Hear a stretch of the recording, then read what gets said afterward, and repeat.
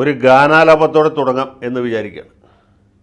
നക്ഷത്രങ്ങളെ സാക്ഷി, നവഗ്രഹങ്ങളെ സാക്ഷി, യാത്രയായി അന്ത്യയാത്രയായി ഈ യാഗഭൂമിയിലെ രക്തസാക്ഷി. എനിക്ക് ചെറിയ ജലദോഷമുണ്ട്, അല്ലെങ്കിൽ തന്നെ ശാരീരമൊക്കെ വളരെ മോശമാണ്. എന്നാൽ ഇത് പാടാതെ നമുക്ക് ഈ വിഷയത്തിലേക്ക് കടക്കാൻ പറ്റുകയില്ല എന്നാണ് എനിക്ക് തോന്നുന്നത്. അതുകൊണ്ടാണ് പാടിയത്. ശ്രോതാക്കളോട് ആദ്യമായിട്ട് മാപ്പ് ചോദിക്കുന്നു. ഈ രാഗവും താളവും ഈണവുമില്ലാത്ത ഞാൻ ഇതുപോലെ ഒരു ഗാനം, അത് യേശുദാസ് പാടിയ ഗാനം, ഇങ്ങനെ വികലമായി ആലാപനം ചെയ്യുന്നത് ഒരു കാരണവശാലും മര്യാദയല്ല എന്നറിയാം. എന്നാലും വേറെ മാർഗ്ഗമില്ല, അതുകൊണ്ട് ക്ഷമിക്കാം. ഇതിന് ആസ്പദമായ സംഭവം എന്ന് വെച്ചാൽ നിങ്ങൾ ചിലരെങ്കിലും പത്രത്തിൽ വായിച്ചു കാണും, ബാക്കിയുള്ള ഒരു ടി വിയിൽ കണ്ടു കാണും എന്നെനിക്കറിയാം. ഇക്കഴിഞ്ഞ ദിവസം കണ്ണൂർ ജില്ലയിലെ മട്ടന്നൂരിനടുത്ത് ഉരുവച്ചാൽ എന്ന് പറഞ്ഞ സ്ഥലത്ത് വളരെ വികാരനിർഭരമായ ഒരു യാത്രയയപ്പ് ചടങ്ങ് നടന്നു.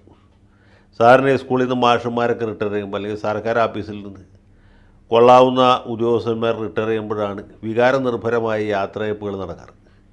ചില സന്ദർഭങ്ങളിൽ ആളുകൾ സ്ഥലം മാറി പോകുമ്പോഴും ഇതുപോലെയുള്ള യാത്രയയപ്പുകൾ നടക്കാറുണ്ട്. പലപ്പോഴും ഈ യാത്രയയപ്പ് നടക്കുമ്പോൾ ഈ പണ്ടാരക്കാലിന് ഇവിടുന്ന് പോയല്ലോ, അല്ലെങ്കിൽ മഹാമാരണം ഇവിടുന്ന് കെട്ടിയെടുത്തല്ലോ എന്ന് കരുതി ആളുകൾ ഉള്ളിൽ സന്തോഷിച്ചുകൊണ്ടായിരിക്കും യാത്രയയപ്പ് കൊടുക്കുക. പക്ഷേ ചില സന്ദർഭങ്ങളിൽ അങ്ങനെയല്ല. സത്യസന്ധമായിട്ടും ആത്മാർത്ഥമായിട്ടും ആളുകൾ ദുഃഖം രേഖപ്പെടുത്തും. ഈ റിട്ടയർ ചെയ്ത് പോകുന്ന ആളുകളും ആ വികാര വായ്പ് അനുഭവിക്കാറുണ്ട്. ഇവിടെ അതുപോലത്തെ ഒരു ചടങ്ങാണ് നടന്നതെന്ന് വേണമെങ്കിൽ നമ്മൾ മനസ്സിലാക്കുന്നത്. കാരണം ഈ ഉരുവച്ചാലിൽ നടന്ന് വെറും ഒരു യാത്രയപ്പല്ല. ഈ വിപ്ലവ പാർട്ടിയുടെ 8 ധീരന്മാരായ പ്രവർത്തകർ, അവർ വളരെ അഭിമാനത്തോടുകൂടി നെഞ്ചുപിരിച്ച് തല ഉയർത്തിപ്പിടിച്ച് സുസ്മേരവാദനരായിട്ടാണ് യാത്ര ചെയ്തത്. എവിടേക്കാണെന്ന് വെച്ചാൽ കണ്ണൂർ ജയിലിലേക്കാണ്. അവർ ചെയ്ത കുറ്റം എന്ന് വെച്ചാൽ ഇപ്പോൾ രാജ്യസഭാംഗമായിരിക്കുന്ന പഴയ RSS നേതാവ് സദാനന്ദ മാഷിൻ്റെ 2 കാലും വെട്ടി വെച്ചാൽ വെറുതെ വെട്ടല്ല, 2 കാലും വെട്ടി മുറിച്ച് വേർപെടുത്തി. ഇനി ഈ സദാനന്ദൻ എന്ന് പറഞ്ഞ വൃത്തികെട്ടവൻ ഇതെങ്ങനെ എടുത്ത് ഉപയോഗിച്ചാലോ എന്ന് പേടിച്ച് അത് വലിച്ച് ദൂരേക്ക് എറിഞ്ഞ് കളഞ്ഞു. അത് പിന്നീട് പോലീസിന് കണ്ടെത്താൻ കഴിഞ്ഞോന്ന് എനിക്കറിയില്ല. ഏതായാലും കണ്ടെത്തിയിട്ട് വിശേഷം ഉണ്ടായില്ല. അത് തുന്നിപ്പിടിപ്പിക്കാവുന്ന രീതിയിൽ കാര്യങ്ങൾ അത് ആ സമയം കഴിഞ്ഞു വരുന്നു. അദ്ദേഹം ഇപ്പോൾ കൃത്രിമ കാല് ഉപയോഗിച്ചാണ് നടക്കുന്നത്. അങ്ങനെ കൃത്രിമ കാല് ഉപയോഗിച്ച് 10-30 കൊല്ലം അദ്ദേഹം നടന്നു.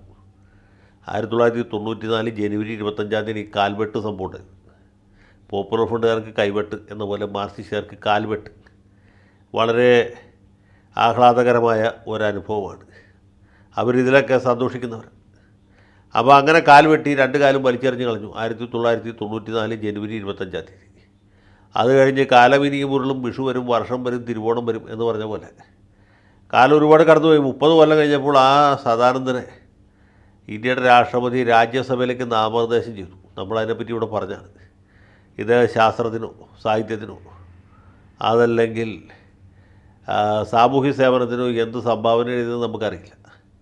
ഏതായാലും പുള്ളിയെ നാമനിർദ്ദേശം ചെയ്തു. പുള്ളി ഇപ്പോൾ രാജ്യസഭാംഗമാണ്, മെമ്പർ ഓഫ് പാർലമെൻറ്റായിട്ട് നടക്കും.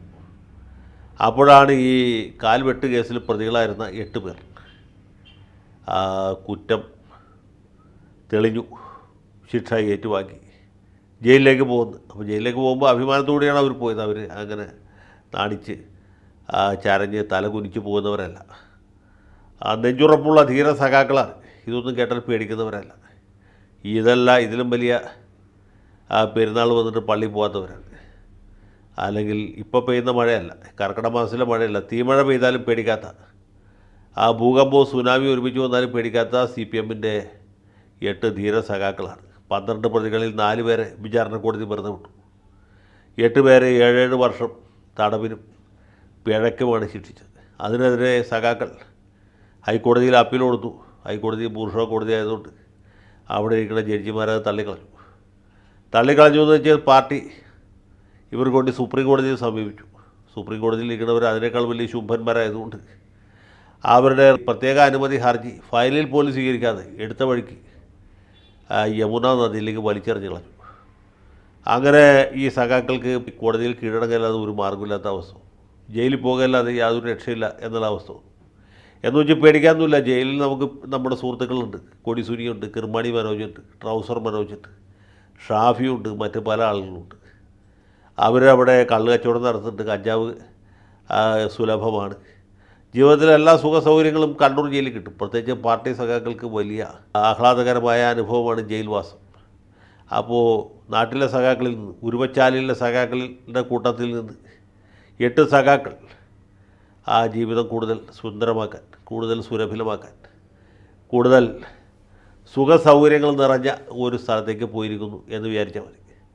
30 കൊല്ലം അവർ ഈ നിയമത്തിൻ്റെ പിടിയിൽ നിന്ന് രക്ഷപ്പെട്ട, അല്ലെങ്കിൽ നിയമത്തിൻ്റെ പിടിയിൽ നിന്ന് വഴുതി ജീവിക്കരുത്. ഇപ്പോൾ അവർ അനിവാര്യമായ ഈ കാരാഗൃഹവാസത്തിലേക്ക് പോവുകയാണ്. 6 മാസം ഇടയ്ക്ക് ജാമ്യം കിട്ടാതെ ജയിലിൽ കിടന്നിരുന്നു എന്നുള്ള ഒഴിച്ചാൽ ഇനിയും 6.5 കൊല്ലം ബാക്കിയാണ്. 6.5 കൊല്ലം എന്ന് വെച്ച് പേടിക്കാനൊന്നുമില്ല. പിണറായി സഖാവ് ഭരിക്കുന്നതുകൊണ്ട് ഇടയ്ക്കിടയ്ക്ക് ഇളവുകൾ കിട്ടും. സ്വാതന്ത്ര്യദിനം പ്രമാണിച്ച് കൊലക്കേസ് പ്രതികൾക്ക് 1 കൊല്ലവും, കാൽവെട്ട് കേസിലെ പ്രതികൾക്ക് 6 മാസവും ഇളവ് കൊടുക്കും.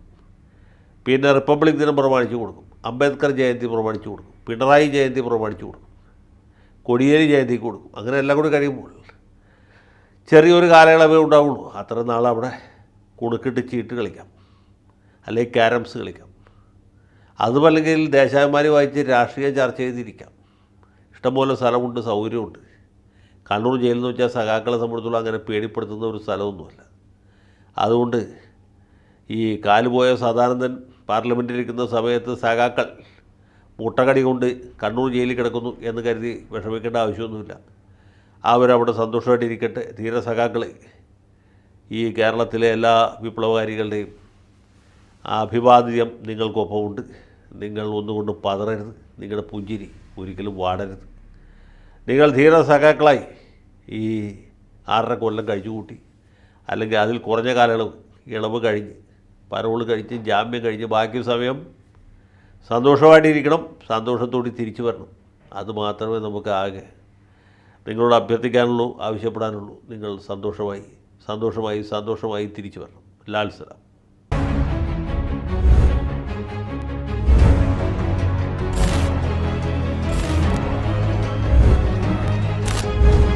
കൂടുതൽ വാർത്തകളും വിശേഷങ്ങളും നിങ്ങളിലേക്ക് എത്താൻ ABC മലയാളം സബ്സ്ക്രൈബ് ചെയ്യുക, ബെൽ ബട്ടണും അമർത്തുക.